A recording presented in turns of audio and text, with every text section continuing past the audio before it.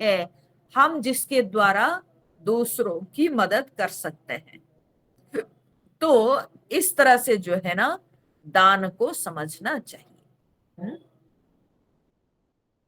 और एक बात और भी याद रखना चाहिए, भगवत गीता के 17वें अध्याय में वो आएगा, वो विषय आएगा कि देशे काले च पात्रे च, हाँ, देशे काले च पात्रे च।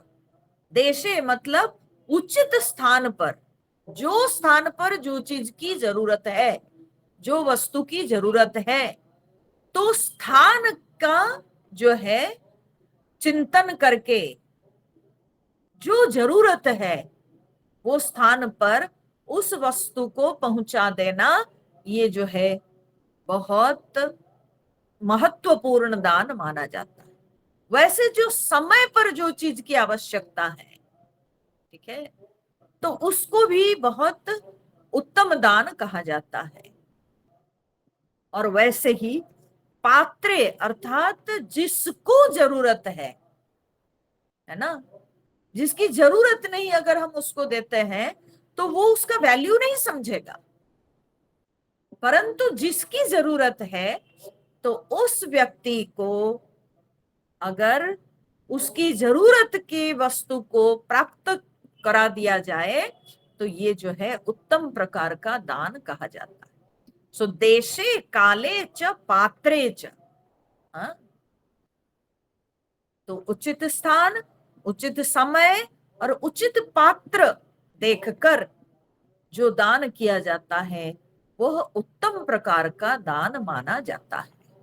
ठीक है, तो ये हमेशा माइंड में रहना चाहिए कि हम जिसको दे रहे हैं वो क्वालिफाइड होना चाहिए, है ना। जिस चीज को हम दे रहे हैं उस वस्तु का वो अधिकारी होना चाहिए, उस वस्तु की जरूरत उसकी होनी चाहिए, हाँ? और हम जहां पर दे रहे हैं वो स्थान में भी उस वस्तु की आवश्यकता हो। तो इन विषयों पर विचार करके जो दान किया जाता है वो श्रेष्ठ दान कहा जाता है, दानम। फिर उसके बाद भगवान कहते हैं दमः। तो दम शब्द का अर्थ क्या है? दम शब्द का अर्थ होता है कि इंद्रिय का नियंत्रण। ठीक है, इंद्रिय का नियंत्रण को जो है दम कहा जाता है, हाँ? तो ये जो है दैवी संपत्ति कहलाती है। मैंने कहा था ना कि ये सारे सद्गुण हैं और इन सद्गुणों के द्वारा व्यक्ति सत्य के निकट होता है। तो जो व्यक्ति जिज्ञासु है, जो व्यक्ति सत्य का अनुसंधान कर रहा है, सत्य की खोज कर रहा है, तो वह व्यक्ति के लिए इंद्रियों पर नियंत्रण लाना बहुत आवश्यक है। जब अपनी इंद्रियों को विषयों से हटाकर उसको अपने वश में रखा जाता है उसको दम कहा जाता है। ठीक है, दम कहा जाता है। परंतु यहां पर मैं एक चीज केवल ऐड करना चाहूंगी कि हमारे शास्त्रों में दमन से अधिक संयम को महत्व दिया गया है। ठीक है, दमन और संयम में बहुत अंतर है। दमन जो होता है, हम माने अंधाधुन अपने इंद्रिय को उसके विषय से जो है हम हटा लिए, इसको दमन कहेंगे। ठीक है भाई, जिह्वा को हम भोजन नहीं देंगे। ठीक है, तो कोई जिह्वा को कोई रस का स्वाद लेने नहीं देंगे, तो ये दमन हो गया। हाँ? आंख से हम दृश्यों को नहीं देखेंगे तो ये दमन हो गया। कान से हम शब्द नहीं सुनेंगे तो ये दमन हो गया। ठीक है, परंतु ये दमन अगर विचार से पुष्ट नहीं हो तो फिर ये दमन बहुत देर तक नहीं टिकता है। तो इसीलिए इंद्रियों को अंधाधुन रोक देना इनके विषयों से, ये असलियत में जो है बहुत हेल्पफुल नहीं होता है, बल्कि इंद्रियों को इनके विषयों से दूर करने के साथ साथ अपने विचारों का परिवर्तन भी बहुत आवश्यक है। और जब हम अपने विचारों का परिवर्तन करते हैं, कैसे? ना श्रवण के द्वारा, मनन के द्वारा, स्वाध्याय के द्वारा। हाँ? जब अपने विचारों का परिवर्तन करते हैं तो तभी जो है वो दमन टिकाऊ होता है।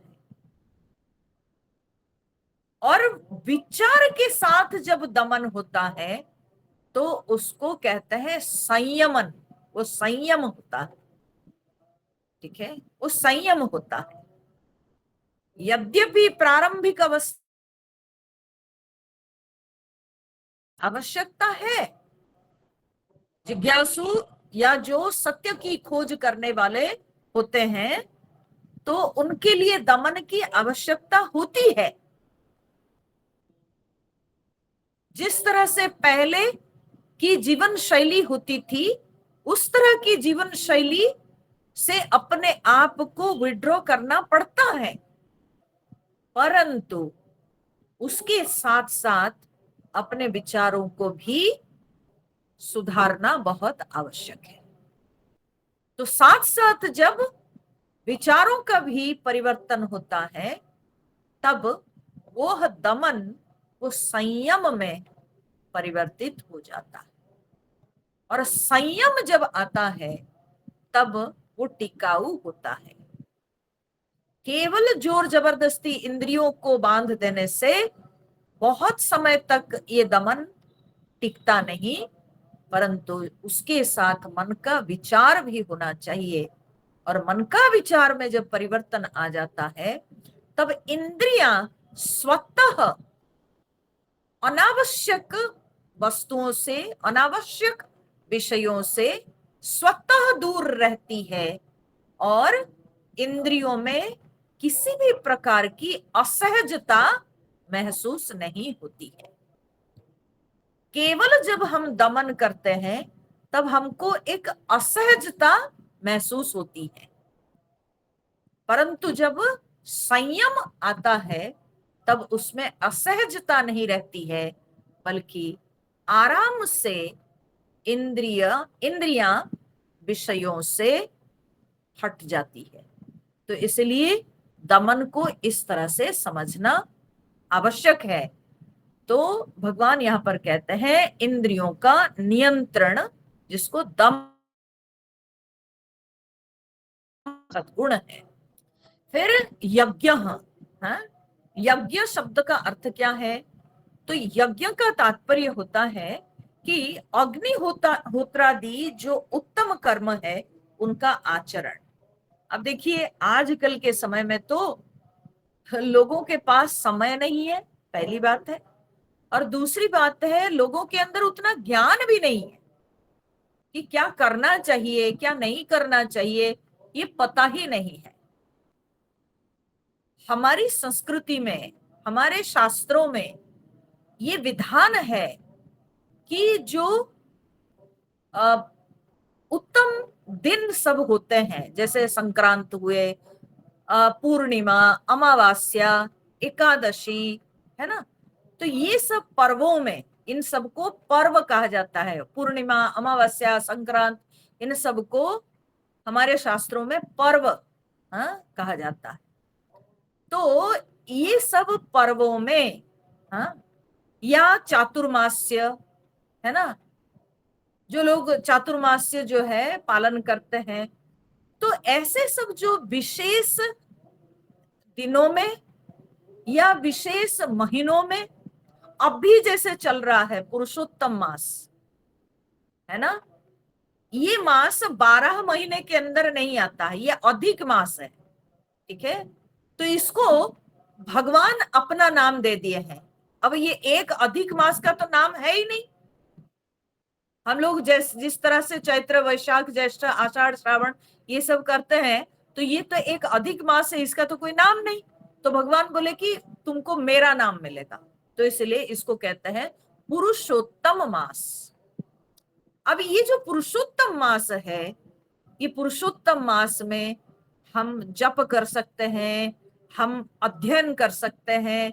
तो ये जो सब विभिन्न प्रकार के एक संकल्प लेकर के, हाँ, विधि विधान को मानकर, एक संकल्प लेकर उत्तम दिनों में, उत्तम महीनों में, हाँ, विशेष दिनों में जब हम कुछ विशेष अनुष्ठान करते हैं तो उसको यज्ञ कहते हैं, उसको यज्ञ कहते हैं।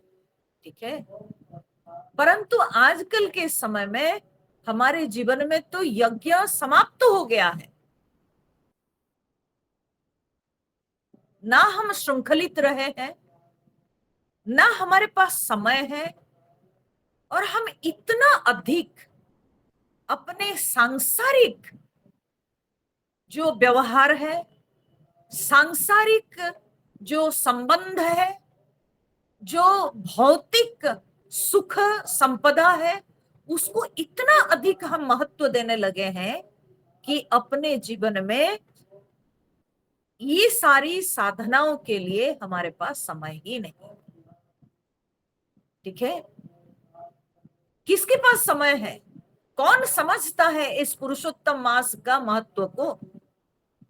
हम में से कितने लोग इस पुरुषोत्तम मास में एक संकल्प लेकर कि महीना भर हम, मान लीजिए कि रामायण ग्रंथ का अध्ययन करेंगे, नित्य प्रतिदिन कुछ अंश का अध्ययन करेंगे, और महीना भर में हम रामायण ग्रंथ की समाप्ति करेंगे, या इस महीना भर में हम इतने जाप करेंगे, या इस महीना भर में हम जो है भगवान के कोई स्तुति का पाठ करेंगे नित्य प्रतिदिन। इस तरह से एक श्रृंखलित तरीके से एक मन में संकल्प लेकर विधि विधान के साथ कोई कर्म को करना, उसको यज्ञ कहते हैं। परंतु हम में से कितने लोग ऐसे यज्ञ करने के लिए तत्पर हैं? हमको अपने घर परिवार से छुटकारा नहीं मिलता, हमको फ्रेंड सर्कल से छुटकारा नहीं मिलता, हमको पार्टी शार्टी करने के लिए टाइम है, हमको मार्केटिंग करने का समय है, हमको दुनिया भर के संसार में घूमना फिरना वो सब के लिए समय है। परंतु हम ये नहीं समझते हैं कि ये सारे विशेष दिन है, ये सारे जो है विशेष समय है, इन विशेष दिनों में, विशेष समय में हमको कुछ विशेष कार्य भी, विशेष साधना भी करनी चाहिए। इन दिनों का महत्व है, तो ये हम समझते नहीं और हम करना भी नहीं चाहते। परंतु भगवान यहां पर कहते हैं कि यज्ञ जो है ये एक सत संपत्ति है, दैवी संपत्ति है। तो ये सब जब हम विशेष संकल्प लेकर के कुछ विशेष अनुष्ठान करते हैं, उससे होता क्या है? देखिए, सहज तो है नहीं, क्योंकि जो हम एक साधारण जो अपने जीवन प्रक्रिया जी रहे हैं, उसमें जब कुछ नैमित्तिक कार्य हम करते हैं, कुछ विशेष कार्य करते हैं, थोड़ी सी कठिनाई तो होती है। परंतु वो थोड़ी सी कठिनाई को लेकर जब हम उस कार्य को संपादन करते हैं, उस विशेष कार्य का अनुष्ठान करते हैं, तो उससे हम समझ पाते हैं कि हम अपने आप को जीत गए, हम अपने आप को जीत गए। ठीक है। तो अपने मन को जीतना होता है, अपने शरीर को जीतना होता है। तो साधना आसान नहीं होती है।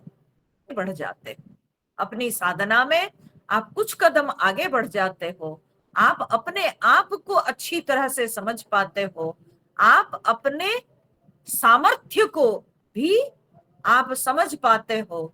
तो इस प्रकार से इन विशेष अनुष्ठानों को भी अपने जीवन में महत्व देना चाहिए, साधक होने के नाते, जिसको हम यज्ञ कहते हैं।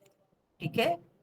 और ऐसे शास्त्रों में विभिन्न प्रकार की अपनी कामनाओं को चरितार्थ करने के लिए भी, ठीक है, जो कि क्या कहेंगे, उचित कामनाएं हैं। ठीक है। तो उनको भी चरितार्थ करने के लिए विभिन्न प्रकार के यज्ञ अनुष्ठानों का उल्लेख है शास्त्रों में। तो उसके भी जो है पालन करने को यज्ञ कहते हैं। ठीक है। पहले गृहस्थ लोगों के घरों में अग्निहोत्र आदि कर्म नित्य प्रतिदिन होते थे। ठीक है। कुछ अग्नि का अनुष्ठान नित्य प्रतिदिन किया जाता है। ठीक है। नित्य प्रतिदिन घर में हवन होना। ठीक है। जैसे गायत्री हवन, ये नित्य कर्म में आता है। ये नित्य कर्म में आता है, नित्य प्रतिदिन ये करना चाहिए प्रत्येक व्यक्ति को।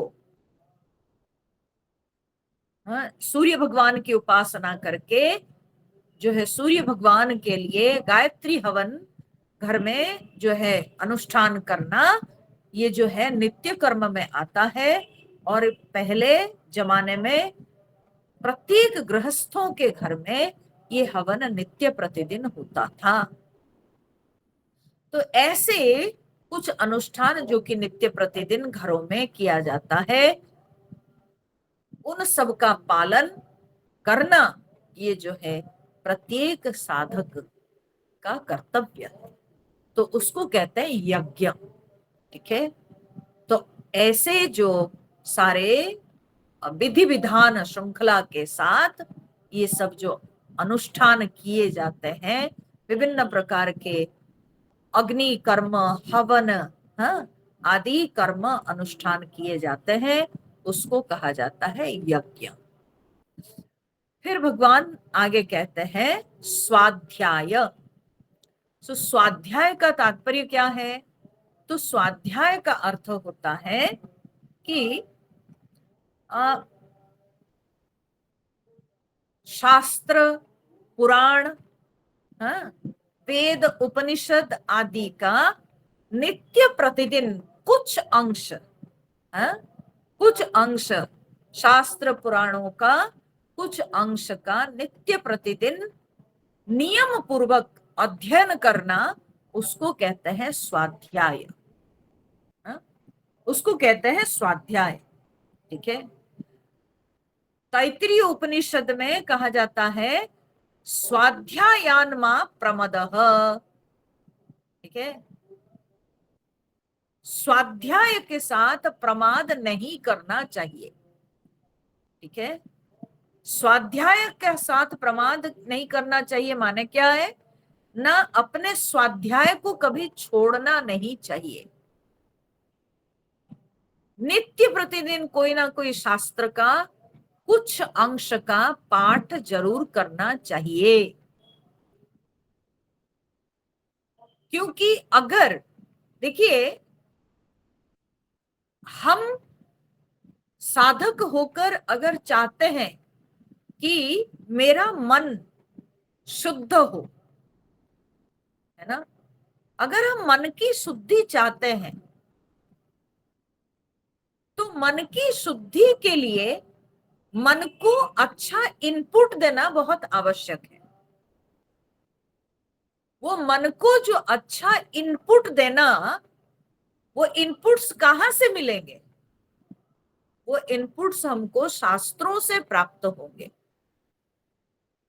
हम जब शास्त्र, पुराण, इतिहास, हाँ, वेद, उपनिषद आदि का नित्य प्रतिदिन पाठ करेंगे, नित्य प्रतिदिन अध्ययन करेंगे, तब भी हमारे मन को अच्छे विचार मिलेंगे। और जब मन में अच्छे विचार प्रवेश करेंगे, तब जो मन के अंदर जो विक्षेप है, वो दूर होता है, मन की अशुद्धियां दूर होती है, और तभी ये मन परमात्म तत्व को समझने के लिए ये समर्थ होता है। तो इसलिए ये बहुत आवश्यक है कि हमको नित्य प्रतिदिन शास्त्रों का अध्ययन करना चाहिए। हाँ? चाहे कोई भी शास्त्र ग्रंथ हो, क्योंकि प्रत्येक शास्त्र ग्रंथ हमें जीवन दर्शन को सिखाते हैं। चाहे रामायण हो, चाहे भागवत हो, चाहे भगवत गीता हो, चाहे उपनिषद हो, जितने भी शास्त्र ग्रंथ हैं, कोई ना कोई शास्त्र ग्रंथ का नित्य प्रतिदिन अध्ययन करना चाहिए। हमारे गुरुदेव ब्रह्मचारियों के लिए ये हमेशा जो है वे कहा करते थे कि कोई भी दिन, हाँ, किसी भी ब्रह्मचारी को बिना किसी शास्त्र के 5 पन्ने पढ़े बिना कभी कोई दिन बीतना नहीं चाहिए। मतलब प्रतिदिन कम से कम 5 पन्ने जो है, 5 पन्नों को पढ़ना चाहिए। कम से कम 5 पन्नों का अध्ययन होना चाहिए, क्योंकि हमारा मन जब संसार के विषयों के संस्पर्श में आता है तो होता क्या है कि मन में स्वतः गंदगियां भर जाती, और उन गंदगियों को दूर करने के लिए सबसे श्रेष्ठ उपाय है कि हम शास्त्रों का अध्ययन करें। शांति से बैठकर जब हम शास्त्रों का ध्यान पूर्वक अध्ययन करते हैं, तभी मन के अंदर की जो गंदगियां हैं वो दूर होती है। और ये बहुत आवश्यक है। प्रत्येक साधक को नित्य प्रतिदिन कुछ अंश शास्त्र का जरूर पाठ करना चाहिए। तैत्तिरीय उपनिषद में यह भी कहा गया है, स्वाध्याय प्रवचनाभ्याम न प्रमदितव्य। स्वाध्याय और प्रवचन, इनके साथ कभी प्रमाद नहीं करना चाहिए। ठीक है। स्वाध्याय और प्रवचन, स्वाध्याय में क्या होता है ना, अच्छा इनपुट मिलता है। ठीक है। हम अच्छी बातों को ग्रहण करते हैं स्वाध्याय के द्वारा। और प्रवचन में क्या है, जो अच्छी शिक्षा हमको मिली है हम उसको दूसरों के साथ शेयर करते हैं अपने वचनों के द्वारा, उसको कहते हैं प्रवचन। तो जैसी व्यक्ति की शिक्षा होगी, व्यक्ति की बोली भी उस प्रकार की होती है। तो हमारी शिक्षा अगर शास्त्रीय होगी तो हमारे वचन में भी शास्त्रीय भाव दिखाई पड़ेगा। और उपनिषद कहती है कि स्वाध्याय प्रवचनाभ्याम न प्रमदितव्यम। स्वाध्याय और प्रवचन, अच्छी बातों की शिक्षा, अच्छी बातों का ग्रहण और अच्छी बातें बोलना, दूसरों को जो है उत्तम वचन बोलना, इसमें कभी प्रमाद नहीं करना चाहिए। तो स्वाध्याय की बड़ी आवश्यकता है। अगर हम चाहते हैं कि हमारी बोली बदल जाए तो उसके लिए चाहिए कि हम शास्त्रों का अध्ययन करें। जब हम अध्ययन करेंगे तब अपने आप ही हमारी बोली बदल जाती है। तो स्वाध्याय भगवान यहां पर कहते हैं।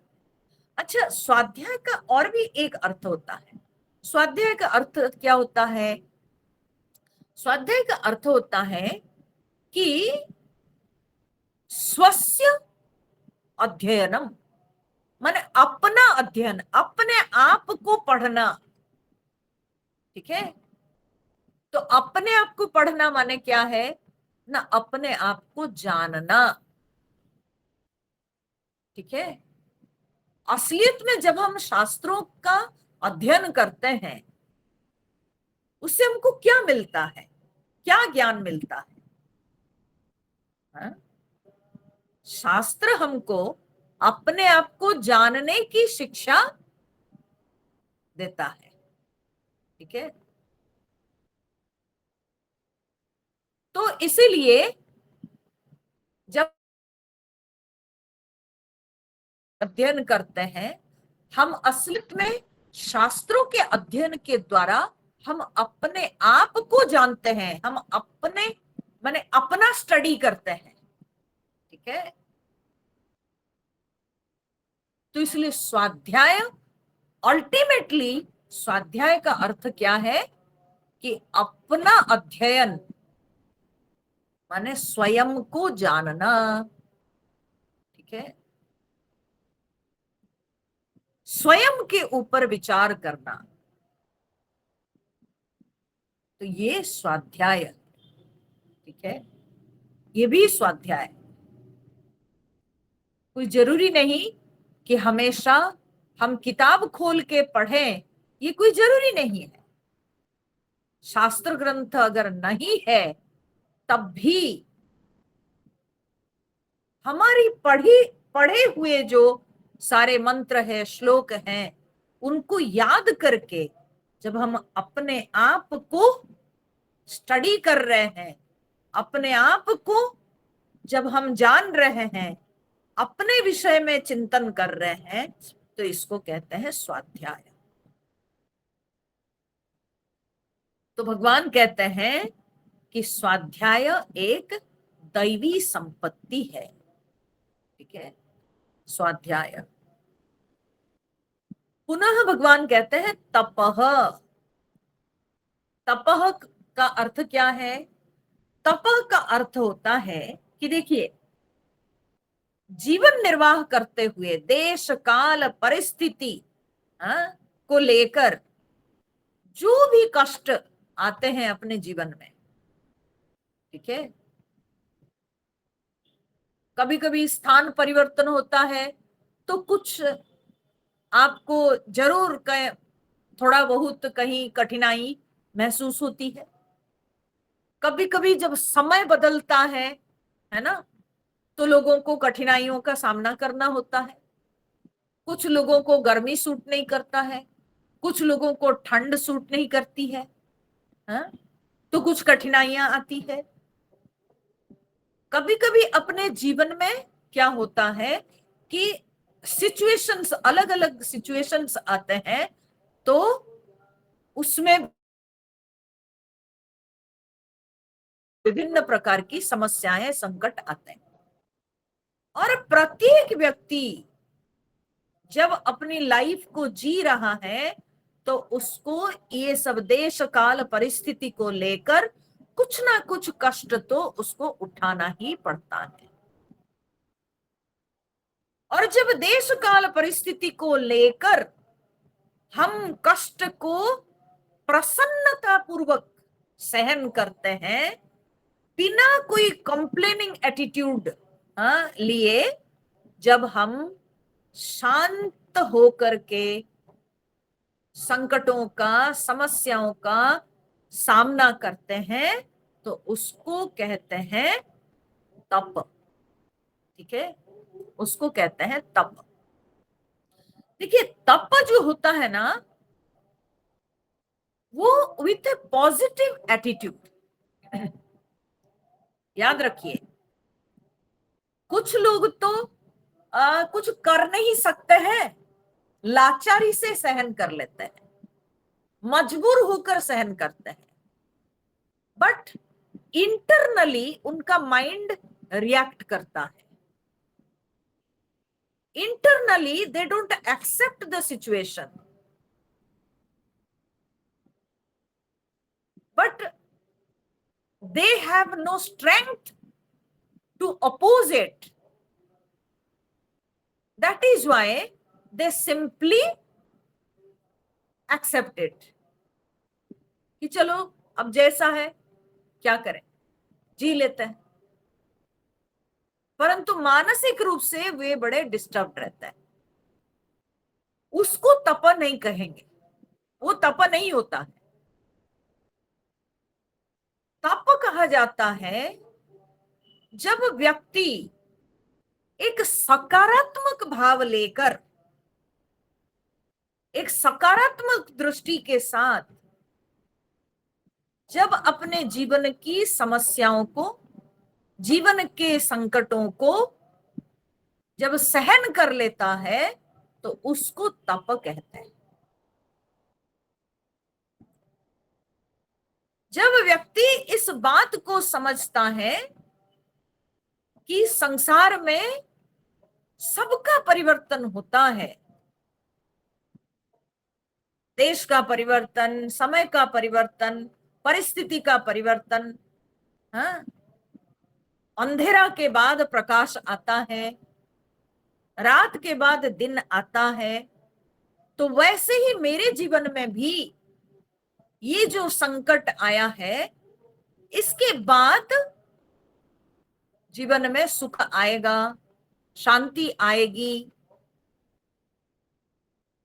और ये जो सिचुएशन आया है ये हमें कुछ सिखाना चाहता है, तो मैं इससे कुछ अच्छा कुछ सीखूं। तो इस तरह के सकारात्मक भाव के साथ जब हम अपने जीवन के संकटों का मुकाबला करते हैं, हम संकटों का सामना करते हैं, तो उसको कहते हैं तप। ठीक है, not with a complaining attitude. मन के अंदर जो है प्रतिक्रियात्मक प्रवृत्ति रखकर जबरदस्ती किसी भी तरह से सहन कर लेने को तप नहीं कहते। तप कहते हैं जब हम मन प्रसन्न रखकर ईश्वर के ऊपर अटूट विश्वास और प्रत्येक परिस्थिति से कुछ सीखने का भाव लेकर जब हम परिस्थितियों का सामना करते हैं, उसको तप कहा जाता है। वो होता है तप। ठीक है, तप के विषय में हमने बड़ा सुंदर श्लोक पढ़ा था और हमारे गुरुजी भी इसका बहुत बार उल्लेख करते हैं। बोलते कि आगते स्वागतम कुर्यात् गच्छन्तम न निवारयेत् यथा प्राप्तम सहेत सर्वम सा तपसी उत्तमोत्तमा। ठीक है, बोले आगते स्वागतम कुर्यात्, कुछ अगर आया, कुछ मिला तो ठीक है, स्वागत करते हैं। ठीक है,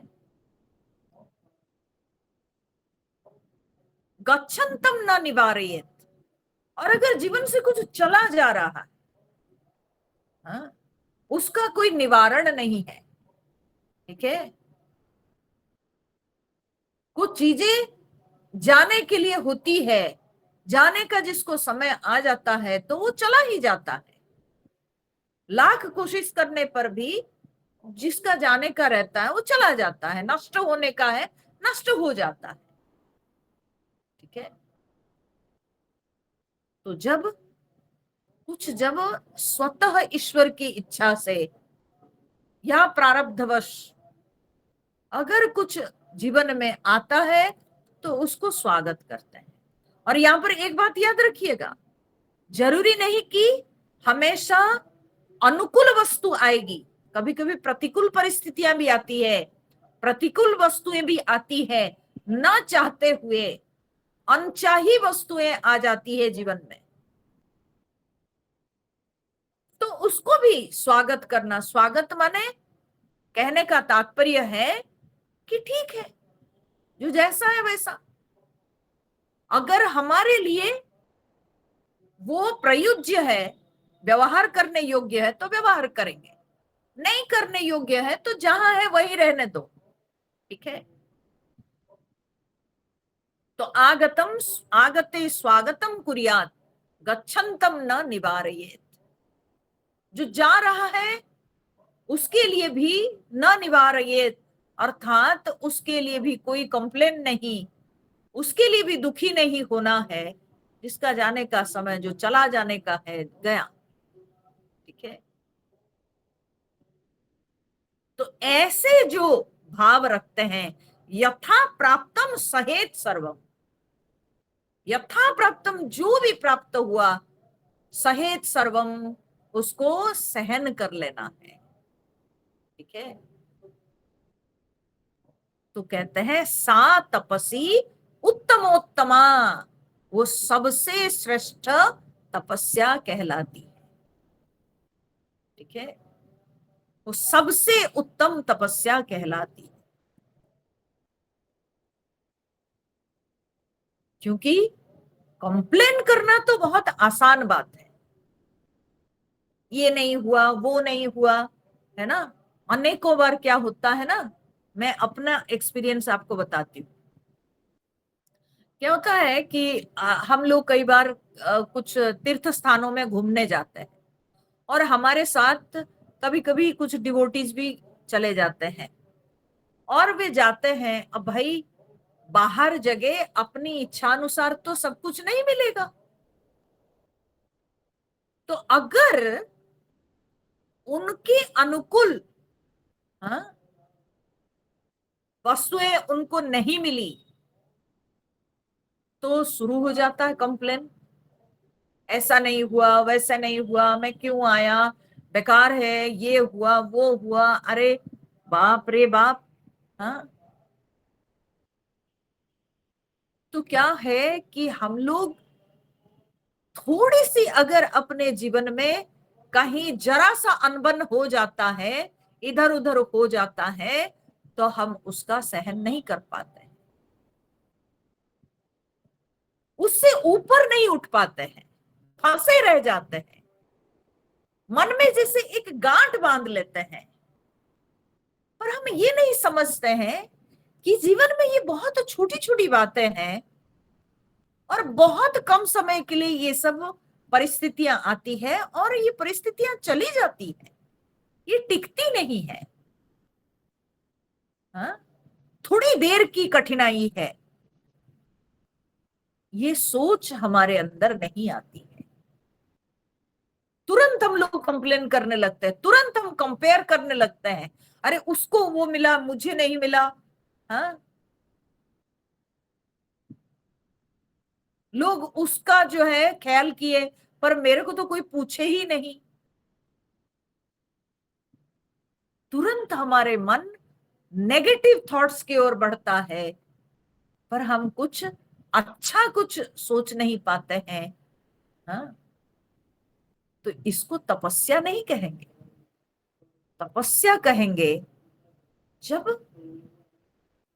नेगेटिव सिचुएशन में, अनकंड्यूसिव सिचुएशन में भी मन के अंदर पॉजिटिव थॉट्स रख के हम उस परिस्थिति का मुकाबला करते हैं और उस परिस्थिति को पार करते हैं, तो उसको कहते हैं तपस्या।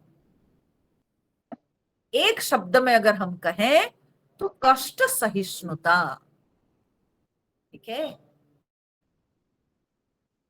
जब ऑपोजिट सिचुएशंस आते हैं, उसको सहन करने की जो क्षमता है, ये कष्ट सहिष्णुता, इसको तपस्या कहते हैं।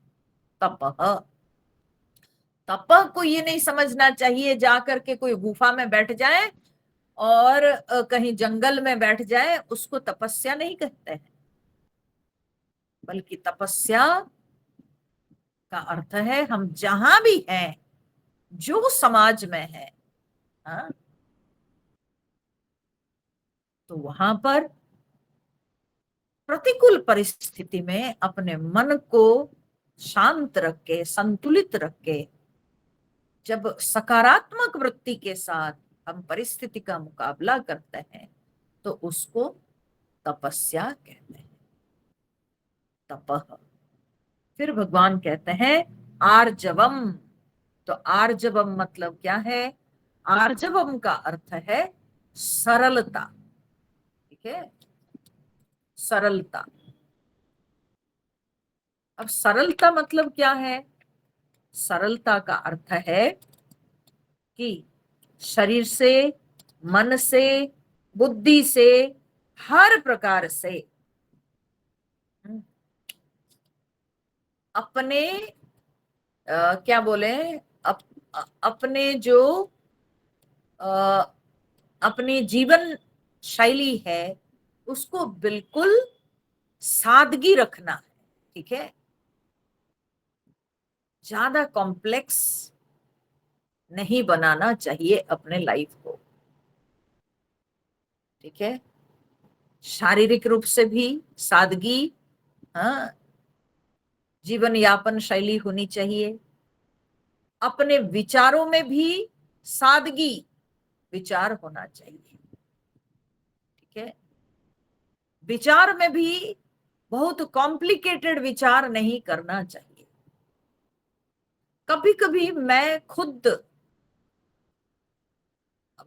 अपने ऊपर भी जब हम चिंतन करते हैं समय समय पे, ऐसा होता है कोई कोई विषय को लेके हम उलझ जाते हैं, मन में बहुत उलझे हुए रहते हैं।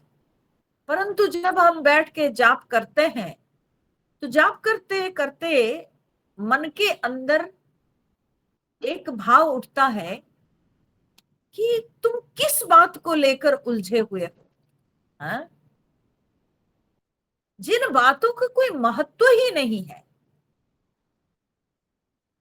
जो बातें अनित्य है, उस अनित्य जगत को इतना महत्व दे रखे हो कि जो नित्य परमात्मा, जो तुम्हारे अपने हैं, जो तुमको कभी छोड़ नहीं सकते हैं, तुम उनको साइड कर दिए। हाँ, और ये विचार करते ही अपने आप ही जिस विषय को लेकर हम उलझे रहते हैं वो विषय स्वतः मन से हट जाता है कि सचमुच में हमारे लिए महत्वपूर्ण क्या है। हमारे लिए महत्वपूर्ण परमात्मा है कि महत्वपूर्ण संसार है?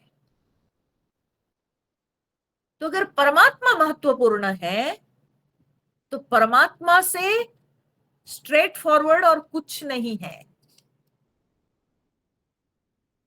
सबसे स्ट्रेट फॉरवर्ड चीज परमात्मा ही है। तो इसलिए ईश्वर का चिंतन करना जो है वो सबसे सरलता है, सबसे। हाँ, क्योंकि संसार में सब कुछ विषम है, संसार ही विषम है। तो ये संसार की कोई भी वस्तु को, ये संसार की किसी भी बात को अगर हम महत्व देते हैं तो हम विषमता में फंस जाएंगे, हम उलझे रह जाएंगे, हमारे जीवन में सरलता खत्म हो जाएगी। लाइफ जो है बहुत कॉम्प्लिकेटेड हो जाएगा।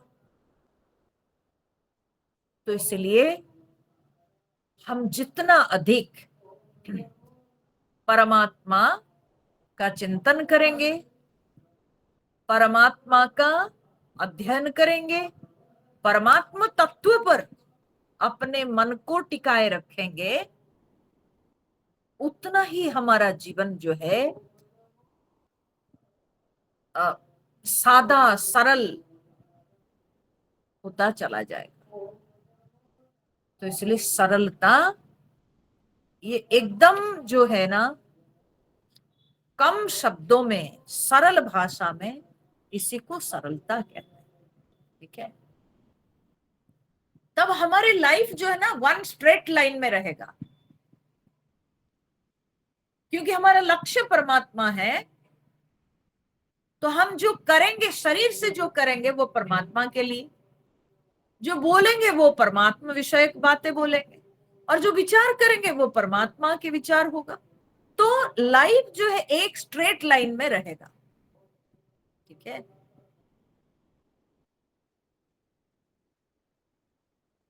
और इसी को सरलता कहते हैं, इसी को सरलता कहते हैं। आर्जवम, यही शब्द से हुआ है, माने रुजुता, रिजुता, रिजुता, ठीक है।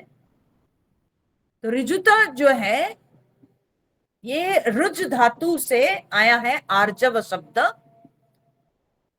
रिज धातु का अर्थ है सरलता, ठीक है, स्ट्रेट फॉरवर्डनेस। और इसी शब्द से अर्जुन नाम बना है, ठीक है। अर्जुन जिनके अंदर सरलता है, तो ठीक है, तो आर्जवम। फिर भगवान आगे के श्लोक में कहते हैं, दूसरा श्लोक हम लोग पाठ करते हैं। अहिंसा सत्यमा क्रोधः त्याग शांतिरपैशुनम् दया भूतेष्वलोलुप्त्वम् मार्दवम् ह्रीरचापलम् अहिंसा सत्यमा क्रोधः त्याग शांतिरपैशुनम् दया भूतेष्वलोलुप्त्वम् मार्दवम् ह्रीरचापलम्। तो भगवान यहाँ पर कहते हैं कि अहिंसा, अहिंसा मतलब क्या है? अहिंसा का अर्थ है कि किसी के साथ हिंसा का आचरण नहीं करना, और किसी भी स्तर में, शरीर से नहीं, मन से नहीं, वाणी से नहीं, कोई भी स्तर में किसी के साथ हिंसा आचरण नहीं करने को अहिंसा कही जाती है, ठीक है। ये अहिंसा शब्द का अर्थ है, ऐसे अर्थ शास्त्र में दिया गया, अहिंसा, ठीक है। मैं बार बार इस बात को यहां पर सूचित करना चाहूंगी कि जब हमारी दृष्टि क्लियर हो जाती है,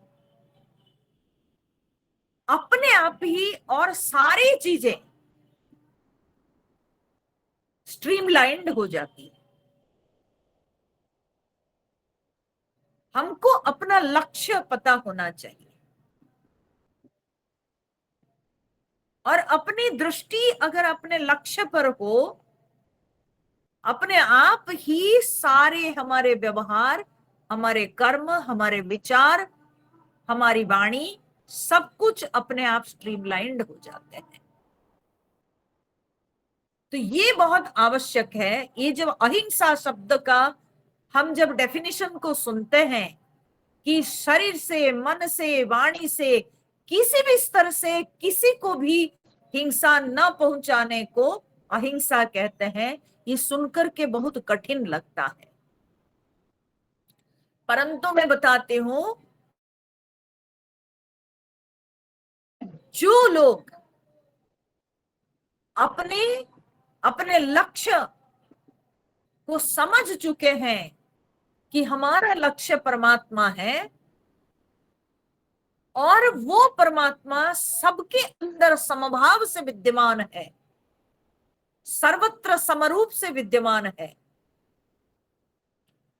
इस ज्ञान में जो प्रतिष्ठित हो जाते हैं, अपने आप ही उनके व्यवहार, उनके बोली, उनके सारे लक्षण, सब कुछ इतना सरल हो जाता है, इतना सौम्य हो जाता है कि उनकी किसी भी आचरण में, विचार में, व्यवहार में, वचन में कहीं पर भी हिंसा नहीं दिखाई पड़ती है।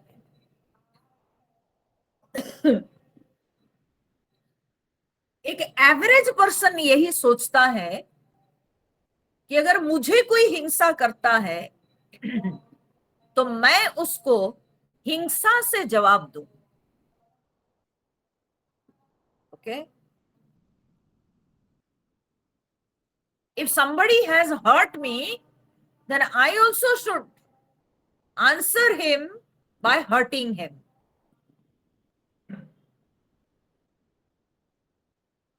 बट ये जो सोच है ये बिल्कुल एक बहुत ही निम्न प्रकार के बुद्धि वाला व्यक्ति ही सोचता है, क्योंकि हिंसा से हिंसा को समाप्त नहीं किया जा सकता. अगर हम हिंसा को समाप्त करना चाहते हैं वो केवल अहिंसा के द्वारा ही समाप्त किया जा सकता है.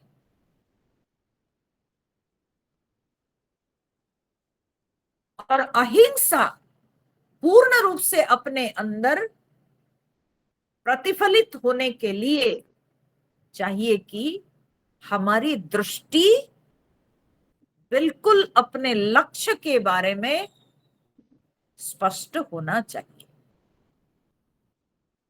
तभी हमारे अंदर अहिंसा पूर्ण रूप से दिखाई पड़ती है. कई बार क्या होता है, हमने देखा है समाज में कि लोग so called pet lovers, okay, वे लोग घरों में कुत्ता पालेंगे, बिल्ली पालेंगे, है ना, तोता रखेंगे, गाय पालते हैं, ठीक है. तो वे लोग बड़े जो है पेट तो रखते हैं, ठीक है, परंतु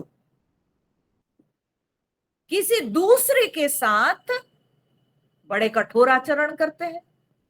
हाँ? आप अपने घर में कुत्ता पाले हो, ठीक है, आप कुत्ता के साथ तो अच्छे बन गए लेकिन गाय के साथ कठोर हो जाते हो. अगर गाय पाले हो तो कुत्ता के साथ कठोर हो जाते हो. हाँ? बड़ी विचित्र बात है.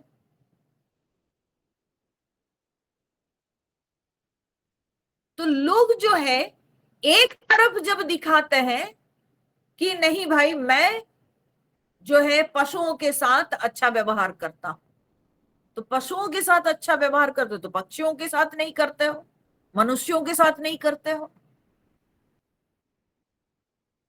तो ये सोचने की बात है कि जब अहिंसा कही गई है तो ये अहिंसा पूरी तरह से संपूर्णतया अहिंसा का आचरण होना चाहिए. वो किसी भी प्राणी के साथ कोई भी समय में, हाँ, किसी भी स्तर पे हिंसा का आचरण न करने को अहिंसा कही गई है. बहुत ही सुंदर उसके लिए एक श्लोक आता है, कर्मणा मनसा वाचा सर्वभूतेषु सर्वदा अक्लेश जननम प्रोक्तम अहिंसा इति योगिभिः. बोलते कर्मणा मनसा वाचा सर्वभूतेषु सर्वदा, सर्वभूतेषु सारे प्राणियों के प्रति, सर्वदा माने सब काल में, कर्मणा मनसा वाचा मन कार्य मन और वाणी के द्वारा अक्लेश जननम, कष्ट नहीं पहुंचाना, ठीक है, इसी को कहा गया प्रोक्तम अहिंसा इति योगी भी ही, योगियों के द्वारा इसी को अहिंसा कही गई.